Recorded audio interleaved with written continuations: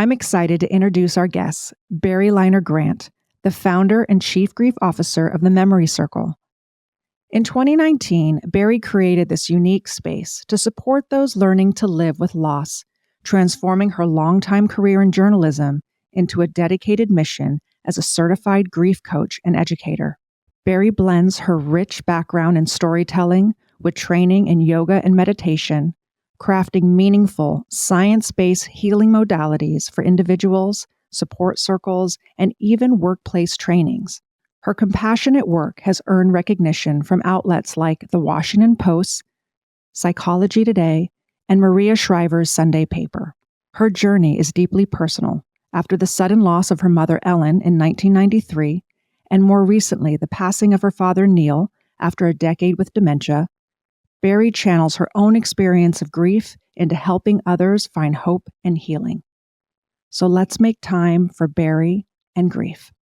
We are so excited to welcome Barri Leiner Grant to the Make Time podcast. Welcome to the show. Hi, so nice to have you on. So good to be with you. So this kind of is very interesting how this sort of came to be. So Helen and I were talking about, maybe we should just get together and do a podcast, the two of us, and we'll talk about grief. I'm going through something that's called anticipatory grief. Helen is walking through grief. Yes. And we thought that we could get together and do something like that. And then all of a sudden, here comes Barri, enters stage left. And Barri, can you tell us a little bit about you? Sure. I lost my mother, Helen, in 1993, and no one said grief or grieving back then.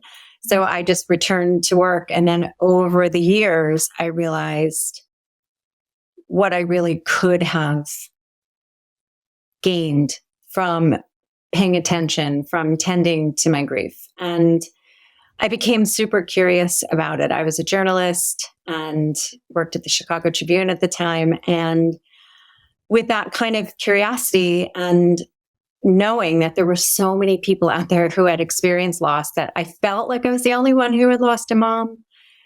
But of course I knew otherwise. And slowly I started doing peer guided work, which was just to collect some other motherless daughters and do events around the beginning of May, when Mother's Day would start to creep up, and it was sort of painful. And I thought, well, why don't we just take back the night?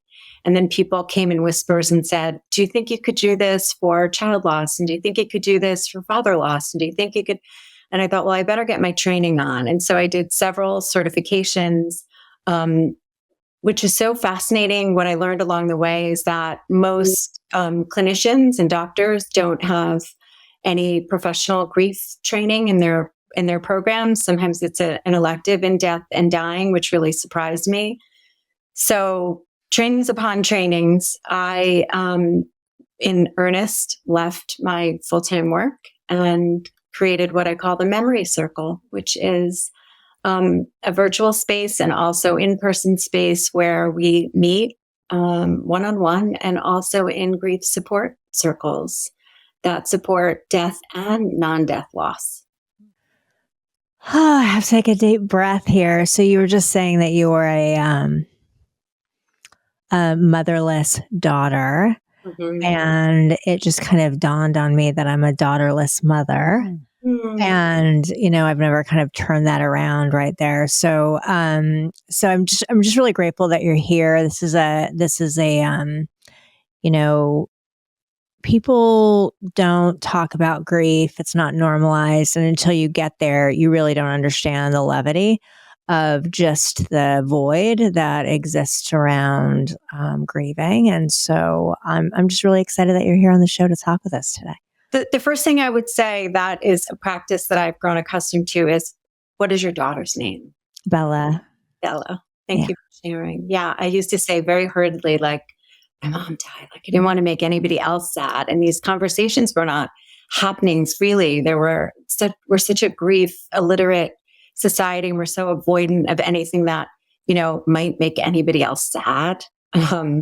I didn't even want to be the sad girl in the room. And until I started talking about it and realized how much it opened up the conversation and made us all feel like we had a place and space to discuss this. Like, it is a part of all humanity. It's going to happen to all of us. It's the most human thing, as human as birth. It's just that we've made it so sad and quiet and not able to have the kind of conversations that we should and be able to talk about our people. We love them. We lost them. We love them. We want to talk about them. So that's a question I always ask. Tell me their name. So, what is the most important thing that you really feel that grievers or someone grieving needs to make time for, and why? I call it grief tending, right? What the grief that comes to us, we didn't ask for it, but the way, and we had no control over it, but the way that we show up for it, that we have control over. So I call it grief tending, showing up on purpose, with purpose, to tend to your grief. And that can show up in many, many ways, but really like penciling it in, making time and space for it, whether that's in a therapist's office, whether that is creating a journaling practice, whether that's ritual, but making space and time for a grief tending practice. Would you say this is something you do? You would suggest someone do it daily, weekly, just whatever feels right?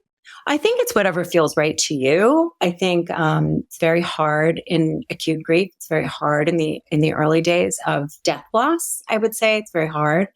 Very well-meaning folks will hand you a journal and say, "Oh, I heard this is really good for you," and your whole life has just changed, and you're sitting in front of this blank slate of what the rest of your life looks like, and also this big blank journal. It's like you wouldn't even know what to do with it. I think in the early days. So I say, grief tending can mean taking a walk. Grief tending can mean just being with your person in some way, shape, or form. Maybe it's looking at pictures of them.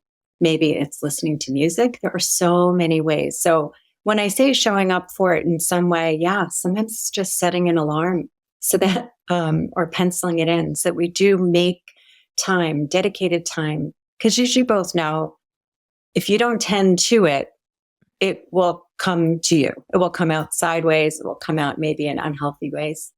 Yeah. So I'm just going to double click on this for a minute because I think that, for those of you going, I was just living my life and I, texted with my daughter and, "I love you, Mom. I love you, Bella. Talk tomorrow." And the next morning I got a call that she was no longer with us. And it was the unthinkable. You don't think about losing your child. It's something that you don't think about. And so I think that, tending to your grief, like in that moment and those moments and the early moments, it was very apparent to me that I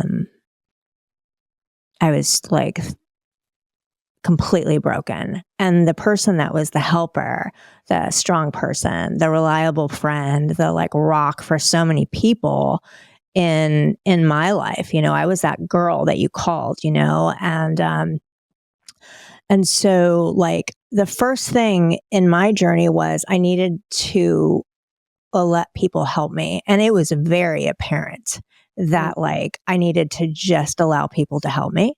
Sure. And so in the beginning, I think that it was just such baby steps to your point, like just I would just sit on my step outside, and just, watch the sky. Like I think, and I didn't know what I was doing. I mean, but I allowed myself space, and everyone else around me like supported me in that space, which was super meaningful. Being able to even have sun on your face, before noon is a great grief tending practice. Sun loss is shocking. And, the brain has to make sense of where our people have gone.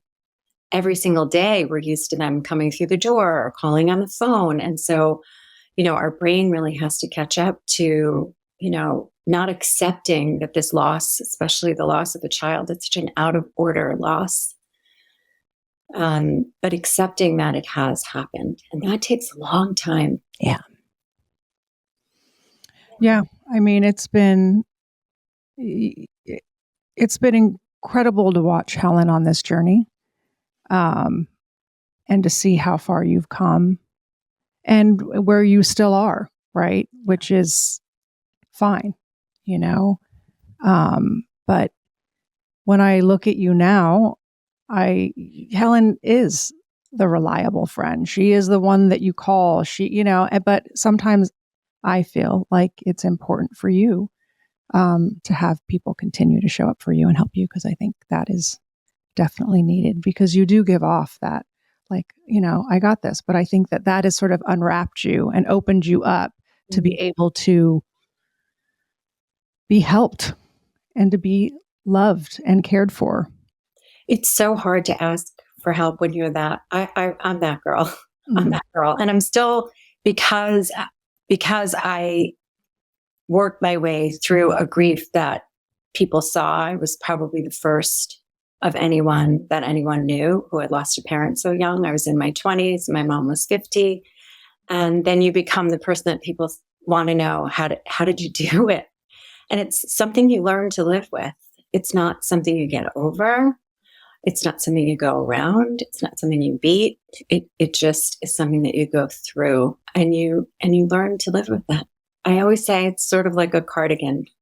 Some days it's itchy as hell, but it's there. Some days it's wrapped around your waist and you can hardly imagine that it is still there, for the moments that you are living life, and it's not, wholly apparent to others. And then sometimes I think it's like the single button at the top of the neck, and it's like a superhero cape, because you really learn to overcome so much that you couldn't even fathom. Yeah. I mean, I think like for you and me, I think it's really, before Bella passed away, I mean, you were going through it, you're going through it and still are. And I think that, as Emma's friend and business partner, I was rallying around her through this time, I mean, it was, and still am, every day. And I think that when Bella passed, it really, like, it's, we were able to now, like, we have a togetherness, in our circumstances. That's this thing called life, and we, I think that it's just been really great to like have Emma, and like we can show up for each other. She's shown up so much for me, and I try and show up for you, and I think that like, I think what I'm trying to say is that like, it's important to have this community, like your people, and, Emma's and I's relationship was one thing. And then, when Bella passed, like now we're like journeying, together, unfortunately and fortunately, because of our circumstances. Because we have this common thread. Yeah.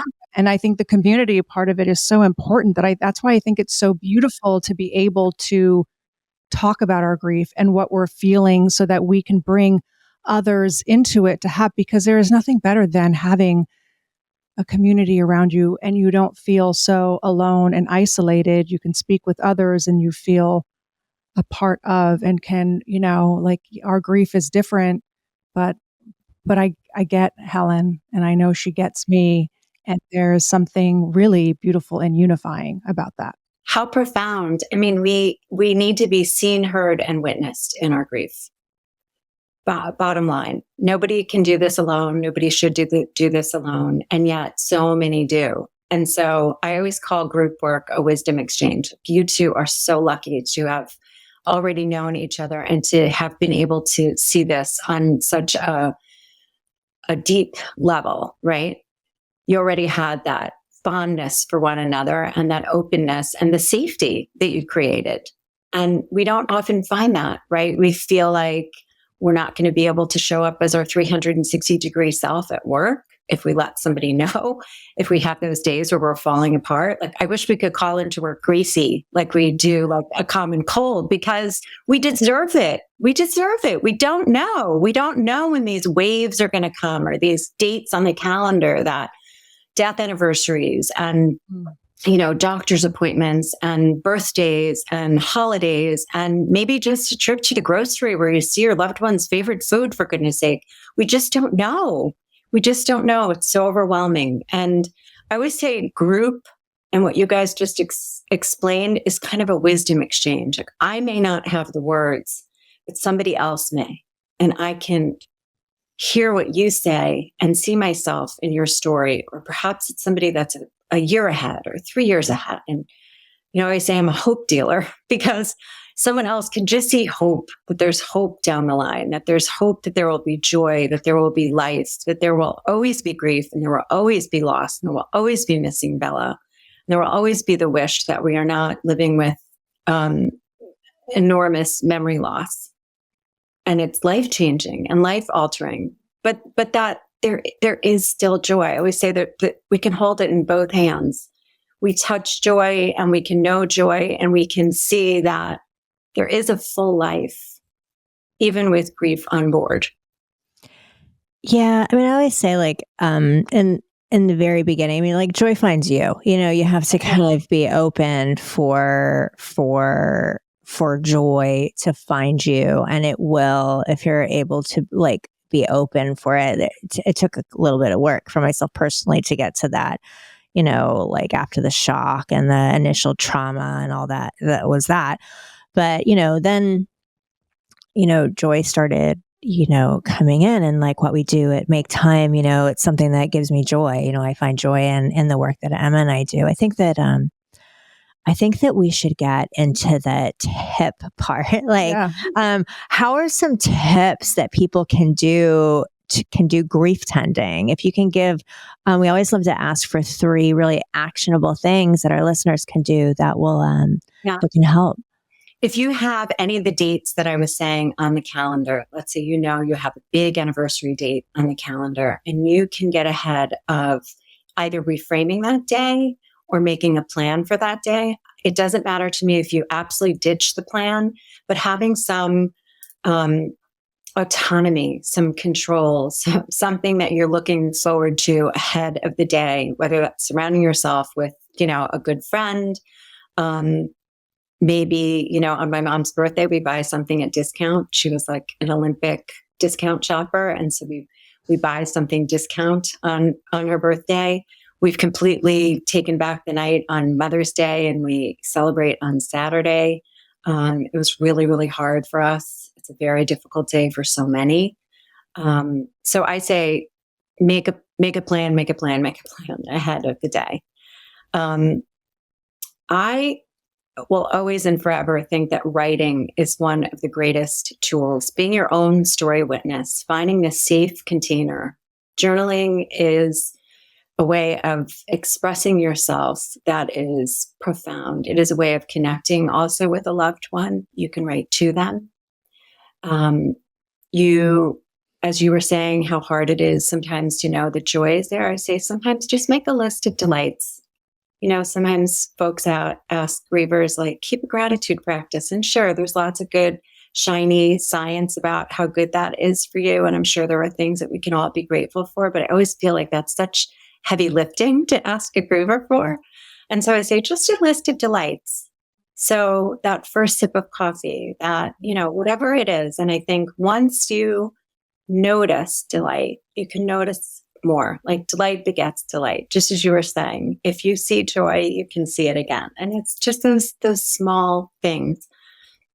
I would say, lastly, find your support system. Find your support system. It might be a whole new group of people, and that may not be your regular friend group. They may not understand wholly or fully. And so that might be finding a grief support group. That might be finding just one other person that you feel really comfortable texting, a check-in. But find yourself support. Again, this is not a solo journey. This cannot be done on your own. Nobody should grieve alone. And so also remember to be someone that supports a griever. Sometimes I say, write down the dates that are important to somebody close to you. I have so many death anniversaries in my phone, but just that check-in, even after the first year, is urgently important. Can you give a couple of other? I think that's so important for people to know. How can they be supportive to someone that's just lost someone? Yeah, I always say cooks. Like if you don't want me to cook for you, but if you cook, you're the one that shows up with the casserole. I'm the one that sits next to you and just sits in the muck. This stinks. This sucks. This is the worst. But I'm just gonna sit with you and companion you through this. Show up. Show up as your whole self and your most authentic self. Sometimes it's the person that has like beautiful poetry book to drop off to you. Sometimes it's someone who allows you to know that there will be life after, and may show up with their red lipstick and just let you know, like, there will be life after loss. There are so many people who are like they can just show up and do errands, like no asking. The groceries are on the front stoop. Monday or Wednesday, would you like me to drive the kids to school? Like the worst thing you can say is, let me know, even though it sounds so generous, let me know what you need. A griever doesn't know what they need. Folks who are not accustomed to asking for help are not going to suddenly be the ones that are creating spreadsheets full of ways that you can show up for them. The one thing that I like that's so easy for folks to do is you can text and say, I'm checking in on your heart. No need to text back. Give them permission to not have to do a thing, but to just know that you're there. And we can all do that. Saying nothing is unacceptable. It's the worst. So if it feels hard for you to show up and say something, pop a card in the mail. Pop a card in the mail. What has been helpful for you, Helen? Like like what has been meaningful for you, impactful? Oh boy. I mean, like this was, I mean, just yesterday I got that call, like, hey, Helen, Tim, checking in, calling, tell you I love you. You don't need to call me back. Just thinking about you. Hope you're doing. And I'm here, like I got that call yesterday from a friend of mine. I think that like this was all just so wild, right? Like a ride that I never expected that I'd be on. And I lost grandparents and friends and but when we lost Bella, I was so fortunate actually that I had so many people show up for me, and from places and times where I just had so many people from my childhood, that I hadn't talked to in decades, people that I worked with in different companies. My friends just put this like circle of bubble wrap around me, and Emma and my husband and my friend. I mean, just like, I think that in those first weeks, the first beginning, I just was like, everybody had me. And that was really, that was very important to me. Like, cause I knew it, like I knew that I was okay. Like people were around and that I was okay. I think as time has moved forward, unfortunately, grief changes your entire world. You lose someone and your whole entire world changes. And that is my experience. And I have like beautiful, strong friendships, and I've lost people. Mm-hmm. I've lost a lot of people in addition to losing Bella. And that's just the reality. Some people they don't have the space to hold for you, and that's okay. And you'll find people that you didn't even expect, that show up and check on you and send you, I have, my daughter was a singer, and like one of her people that enjoys her music, I don't even know who this person is. And she'll tag one of Bella's songs on Spotify and tag me and tell me like why that's her favorite song and how much it means to her. Oh, I mean, like That's so beautiful. It's like I think it's the kindness from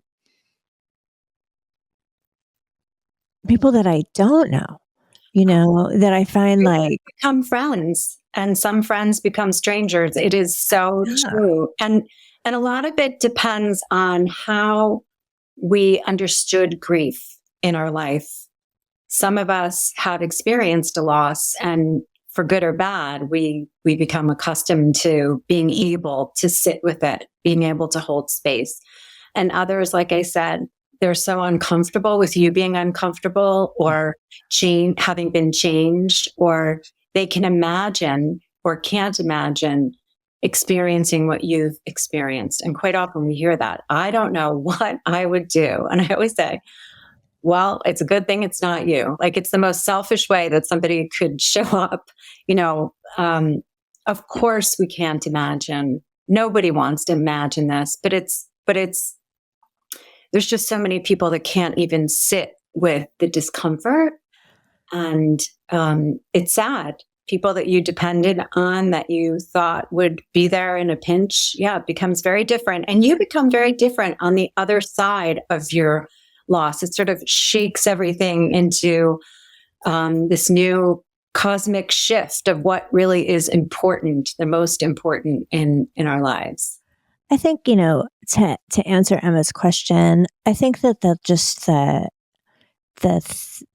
thinking of, just the wishes, and that I'm checking in, and like, I love you and I feel you. And I think that even now, some time's passed, and it's very meaningful. And it's also very meaningful to me when people ask me to talk about Bella. Yeah. And just like, I have a young girl that I work with, and she was just like, tell me about her, It's the best. And that was like, and she's this young girl, they're the same age. And it was just like, when people ask me and like just sit down and really want to learn about like what she was like, and what she liked, and kind of just what Bella's vibe was, like that is really, because I want to talk about Bella. Like, I love talking about Bella. And I talk to Bella every day, and she still has this profound impact on my life. Like, every single day she shapes me, and being her mother shapes me. And so I think when people just that don't know me, who I come in contact with, like, and just, like the days too, like the days can really suck. Like, this, like the days can suck. And so like the Mother's Days, the Angel Wing anniversaries, and I do my best to celebrate because that's what Bella would want, and, but I think that when people check in and just come in to feel you a little bit. Yeah. And remember her with you, for you, allow you to. That's why that question, tell me their name, is so important, because even a stranger will open up to story. Like, that's an invitation for you to be able to say Bella, and we named her Bella because, or she, she was a musician. It opens a conversation, and it's just, we want to remember them. We're the keeper of their memories. We're the keeper of keeping their memories alive. And I love we call my mom Grandma Helen. My mom never knew my children. The greatest gift my kids have ever told me is that they feel like they know her. And that's just from story. Yeah. That's just from her traditions, favorite foods. That's just from teaching them about her. Can I go back to what we were talking about for some people, how it's difficult to show up? And do you think that has to do with the fact that they haven't, maybe you already said this, but the fact that they haven't gone through a loss? For some, and for others, it's just, it's kind of a toxically positive kind of world we live in now. Like, everybody wants everybody to be like happy and well and having a good day. And, that's really hard. The reality is that the majority of people, if you ask them, have all experienced a loss. It's just that we may have grown up in a household where nobody really talked about it. My dad lost his dad when he was 7. I grew up in a house where it was very apparent when someone experienced a loss. My dad was so good at saying the right thing. I witnessed standing with him, saying what I thought would be so awful and seeing people comforted by his words. And that was really him just allowing them to talk. It was just opening a conversation, but he always seemed to just know just the right thing to say with warmth and understanding and not shying away from having those difficult conversations. And they are difficult. We don't know what to say. And we think if we say the wrong thing, that we will upset the person or make them more sad or remind them. We're not forgetting that we lost our loved one. You're not reminding us. We know that each and every day, exactly what we're reckoning with. You're not reminding us. When you don't speak about them, it's just the hollowest echo. Like, we know it's the elephant in the room. Like, we know you're not talking about it. It's so obvious. We want to. We want to. So it's all of that, I think. You know, Emma, one thing that you say often, and I know like Emma just got done writing this beautiful book and it's better out than in. Can you talk a little bit about like your writing and how like what, because Emma really has been writing. So I'd love to hear about, you know, how that's helped you. Yeah. I mean, I think there's been so much unprocessed emotions and feelings around my husband and his disease, and, you know, so many things that I've kept really close and tight and personal, and, you know, but it has not been helpful for me. So I think there's just been such beauty in being able to write this book, share parts of our story, my feelings. And it has really then, that was this whole idea of it's better out than keeping it in. And, you know, one of the reasons why I want to, you know, share and help another caregiver is because I want to build a community around myself as well. You know, I mean, it feels sometimes can be very isolating, and that is a very lonely, sad place to be in. And I really want to be able to connect with others who understand this experience. So if it's with frontal temporal dementia, being a caregiver, someone who has walked through the world of dementia, and for you, you know, losing a daughter, I feel like connection is so important. It's just so important. It's so meaningful. It's so impactful. And that is what I yearn for. Like, that is what I need. And that is what I am hopefully doing. You're doing it. Am I doing it? Yeah, That's exactly how I want to. We were caretaking for my dad for a decade. And I found so much permission in the words that you shared. Nobody was talking about it.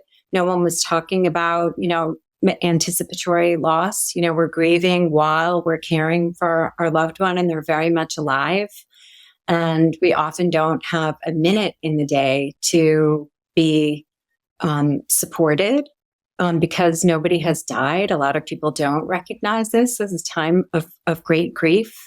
And supporting a caregiver is a whole other world that we could talk about for days. But I think the writing itself, we use a part of our brain that responds in healing, especially when we write by hand. That alone is so stunning to me scientifically. Also, expressive writing, just that whole process. There's like a right to heal process where we're writing sometimes right into the center of all of the hard stuff, the stuff that feels sort of forbidden to say, guilt and shame and anger and, you know, some emotions that we're not accustomed to even reckoning with. It's safe. Your notebook is safe. It's a place where you can really lay down and also see it outside of yourself. I always say we're always looking for movement in some way. You know, we can get really stuck, sticky, where we don't want to leave the house, where we are not talking to anybody about our person. That also is, you know, to me, very unhealthy. And I think it's urgent that we find whatever practice it is. There's a lot of people that are like, I'm not a writer. I'm not writing a book. You just have to have a journal and like 4 minutes of just moving your hand across the page. And if you might find that you have a story to tell. You might find you actually do have a book in you, because what we experience helps the next person make this path just a little bit easier. Yeah, writing is so therapeutical. I mean, It is for me. It is for me. it's helped tremendously, and uncover things that I didn't even know that I was feeling or thinking, and it just kind of poured out of me. I think, and when I think what, I was with you and was there to experience and support you when you started just talking about and sharing with others so openly, like the journey that you and your family were on. And so I think that you've done it's been so beautiful to watch you, bring experts to the forefront and you've been so vulnerable. And I think that's also, like you were waiting for that in some capacity. You know what I mean? Like just to be able to talk about it and like, this is what we're going through, and hear people that have helped me. Like, I think your capacity to share has been it's just been very inspirational to me.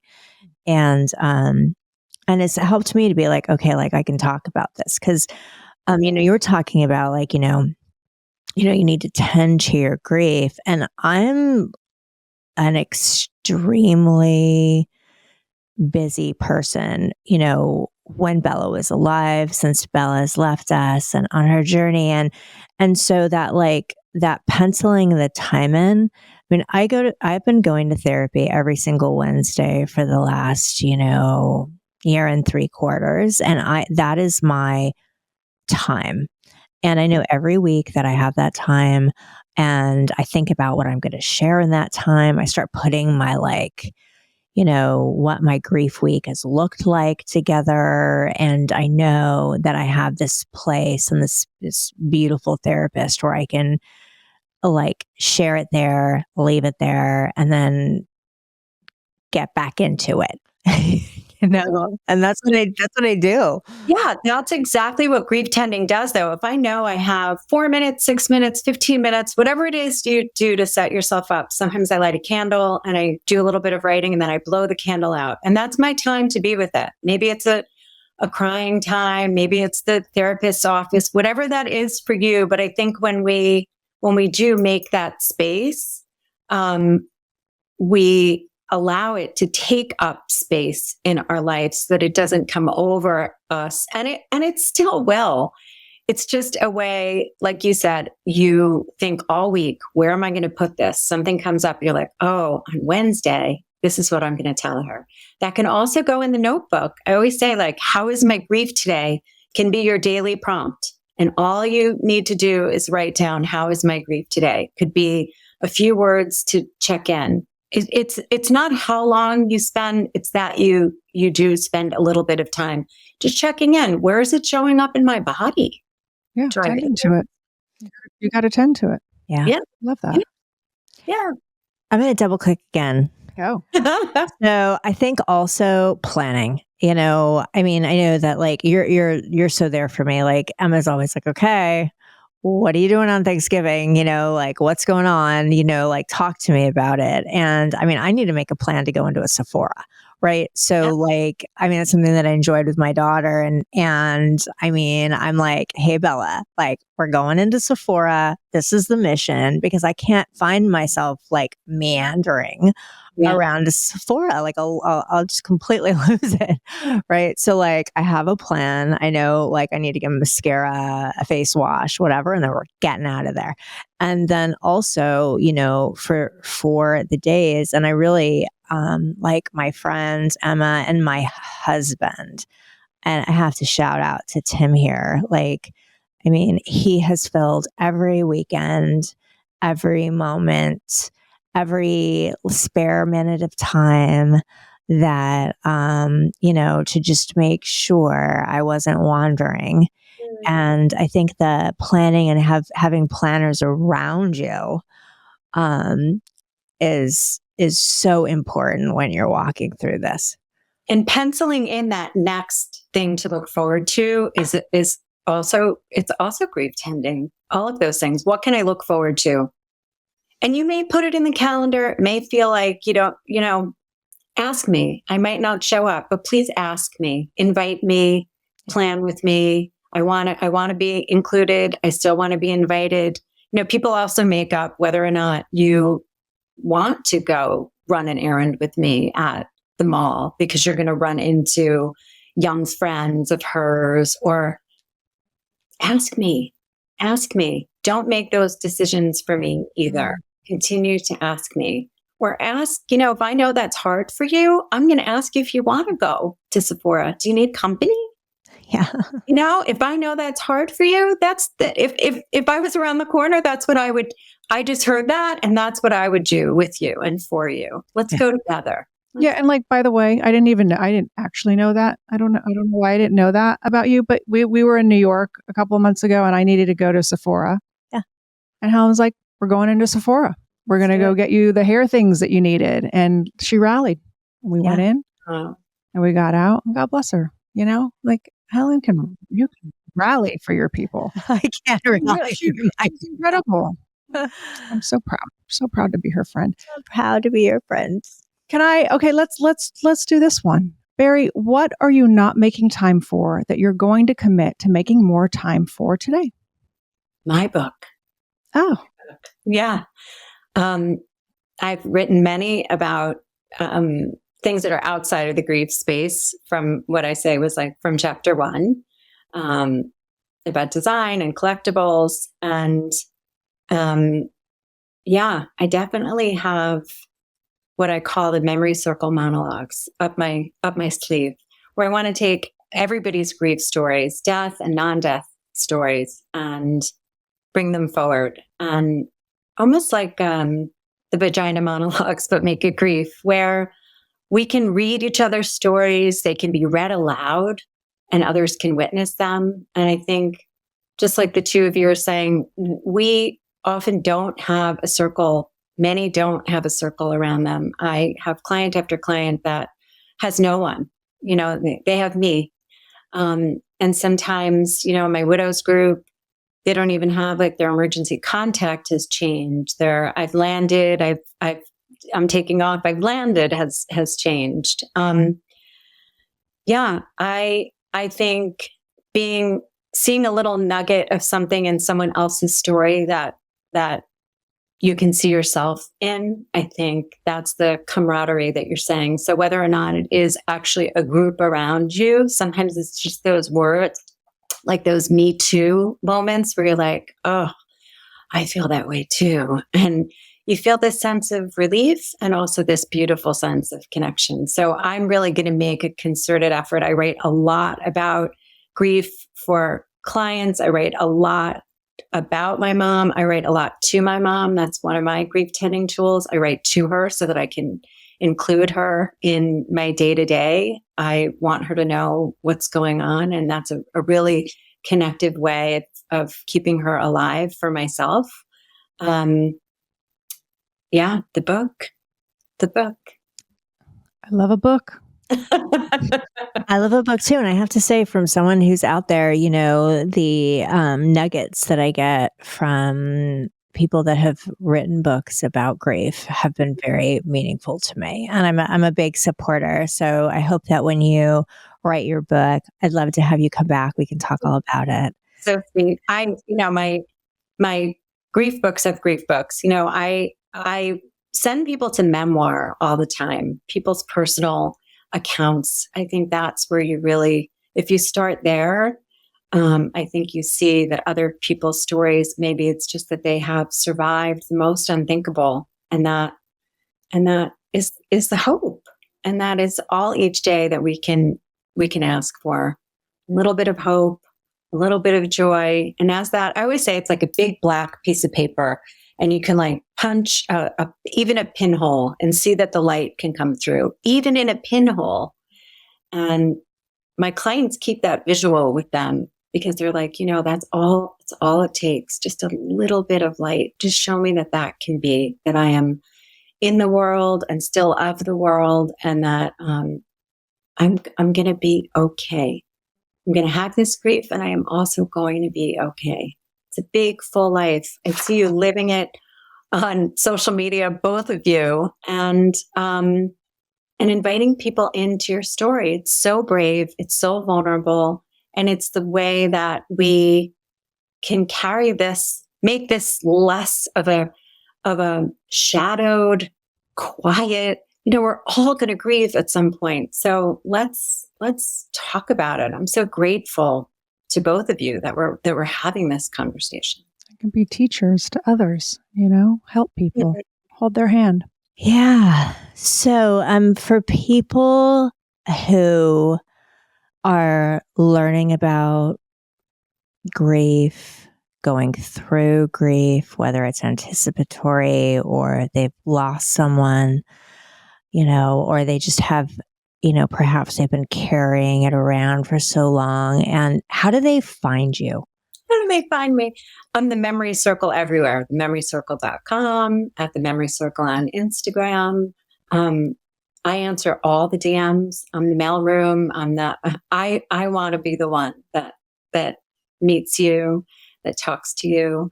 I hold groups. They meet in 6-week sessions. We begin. I always think it's so nice. We begin and we move through together. We have a beginning and an ending for every 6 weeks, and they come back and we can continue. But I love that we move through sort of like the opening our hearts and cracking us open, and then, coming to something where we decide in that 6-week session how we want to carry forward and what we want to leave behind. Like you said, well, can I just rest right here? Whether it's group or a one-on-one or an in-person writing group. And I also do retreats. And that's really when you just come for 3 days, 4 days, and really talk about grief tending, really just check out of life and check into full-on grief tending support. So before we, and I love this is our longest podcast that we've ever done. Emma and I are, we're making time. So we get right in and right out. We're out. But before we started today, you guys were both sharing about these cards. I don't want to forget about the cards. So share your cards with us. Yeah. Sure. This is called the Remember and Reflect deck. This is basically some 50 cards. There's 50 because my mom was 50 when she died. So it's a little wink to Ellen. But on the back of each card, it has a way to honor your grief daily. So if you are not one that is going to create your own practice, you just pull a card. Some of them are affirmations. Some of them are writing prompts. Some of them are activities to do outdoors. And they're a little color coded, and they're just, you pick one, Name 10 sounds that you heard this morning. Open your senses to what you hear around you. They're simple. They're things that I share in circle. It's sort of like Barry-isms. They come in this little cute drawstring pouch. And you just pull one. Sort of like a little inspiration deck. I just bought 5 of them because I was like, I just thought, when someone passes, I don't know. I just felt like it would be something nice. Send a card and send that deck. That's what I thought. That's what I made it, Emma. People were like, what can you send to a griever? And I always say, just send the deck. And you just, when they're ready, you just keep it by your bedside. It's a little inspiration and easy. Yeah, I loved it. Oh, I'm so glad. Yeah. Well, Barri, thank you so much for coming on today. This was super meaningful, and I'm happy that it's an important conversation that we need to be having. Yeah, thank you so much, really. And thank you so much for what you're doing in the world. It's so needed. And I just thank you for your work. And I'm so glad that we're able to make time with you here today. Thank you both. Thanks for joining us today. We hope that listening to our podcast has empowered you to make more time for yourself. So make sure to subscribe, please leave a review, and share with a friend who could use a healthy reminder on the importance of making time. And make sure to keep tuning in as we will continue to bring on incredible guests to share their Make Time tips on our upcoming episodes. And come say hi over at Make Time Pod or visit us at maketimewellness.com. Until next time, make time.